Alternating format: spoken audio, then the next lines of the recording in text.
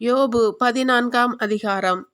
பெண்ணிடம் பிறந்த மனிதருக்கு வாழ்நாளோ குறைவு, வருத்தமோ மிகுதி. மலர் போல் பூத்து அவர்கள் உலர்ந்து போகின்றனர், நிழல் போல் ஓடி அவர்கள் நிலையற்று போகின்றனர்.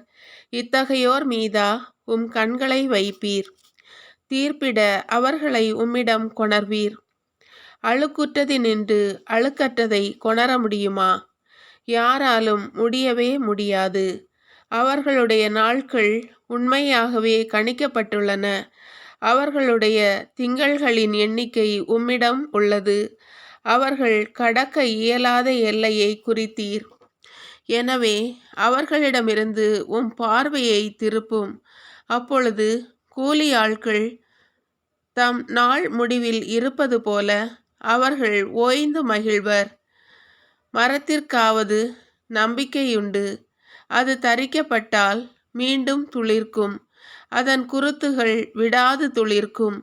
அதன் வேர் மண்ணில் பழமை அடைந்தாலும், அதன் அடிமரம் நிலத்தில் பட்டு போனாலும், தண்ணீர் மனம் பட்டதும் அது துளிர்க்கும். இளஞ்செடி போல கிளைகள் விடும். ஆனால் மனிதர் மடிகின்றனர், மண்ணில் மறைகின்றனர். உயிர் போன பின் எங்கே அவர்கள்? ஏரியில் தண்ணீர் இல்லாது போம், ஆறும் வறண்டு காய்ந்து போம். மனிதர் படுப்பர், எழுந்திருக்க மாட்டார். வானங்கள் அழியும் வரை அவர்கள் எழுவதில்லை, அவர்கள் துயிலிலிருந்து எழுப்பப்படுவதில்லை. ஓ, என்னை பாதாளத்தில் ஒளித்து வைக்க மாட்டீரா? உமது சீற்றம் தணியும் வரை மறைத்து வைக்க மாட்டீரா? என்னை நினைக்க ஒரு நேரம் குறிக்க மாட்டீரா? மனிதர் மாண்டால் மறுபடியும் வாழ்வரோ? எனக்கு விடிவு வரும் வரை என் போராட்ட நாட்களெல்லாம் பொறுத்திருப்பேன். நீர் அழைப்பீர், உமக்கு நான் பதில் அளிப்பேன். உம் கைவினையாம் என்னை காண விளைவீர். அப்பொழுது என் காலடிகளை கணக்கிடுவீர். என் தீமைகளை துருவி பார்க்க மாட்டீர்.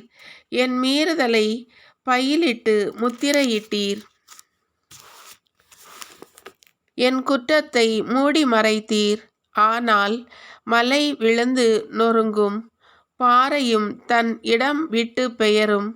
கற்களை தண்ணீர் தேய்த்து கரைக்கும், நிலத்தின் மண்ணை வெள்ளம் அடித்து போகும்.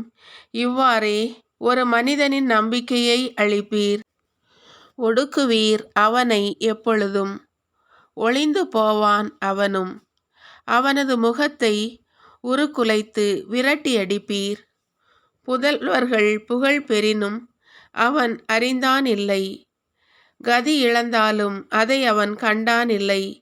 அவன் உணர்வது தன் ஊனின் வலியையே, அவன் புலம்புவது தன் பொருட்டே.